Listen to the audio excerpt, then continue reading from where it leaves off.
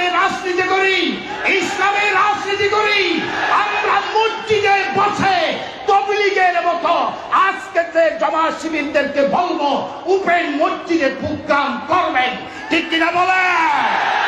তো তবলিগে ফাইলে ওয়ারা গেলে বাইতাম লওয়া কবি দিলে হদিন আরোই হইতি ইতে রাখা নরম নরম ঘর গুমজ রবীন্দ্রনাথ ঠাকুর না আর নজরুল সঙ্গীতের মতো গুম বাই ফেলাইছে না।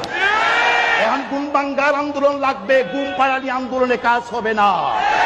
রিসেন্টলি মওদুদীপন্থী জামাতের একজন বক্তা সে তাবলিগ জামাতকে নিয়ে তাবলিগ জামাতের নরমি বয়ান নিয়ে বেফাস মন্তব্য করেছে, কটূক্তি করেছে।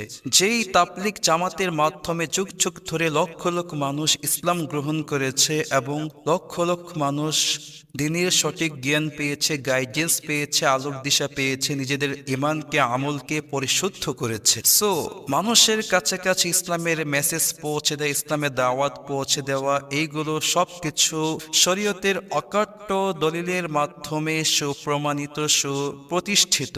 তাবলিগ জামাত যে সমস্ত নরমি বয়ান করে সব বয়ানের মধ্যেই ইমান, আমল এবং একিনের কথা থাকে, শরীয়ত সংক্রান্ত বিষয় থাকে। এখন যদি আমি সেই বয়ানকে নিয়ে কটূক্তি করি, জাস্ট নিছক এগুলো শরীয়তকে নিয়ে কটূক্তি করা হবে।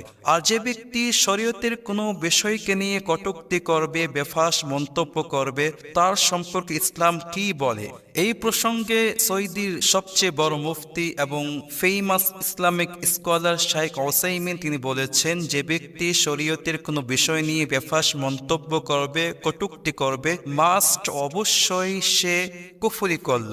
তিনি তার এই কথার প্রেক্ষিতে দলিল দিয়ে থাকেন সূরাত তাওবার 65 এবং 66 আয়াতে কারিমা দ্বয়।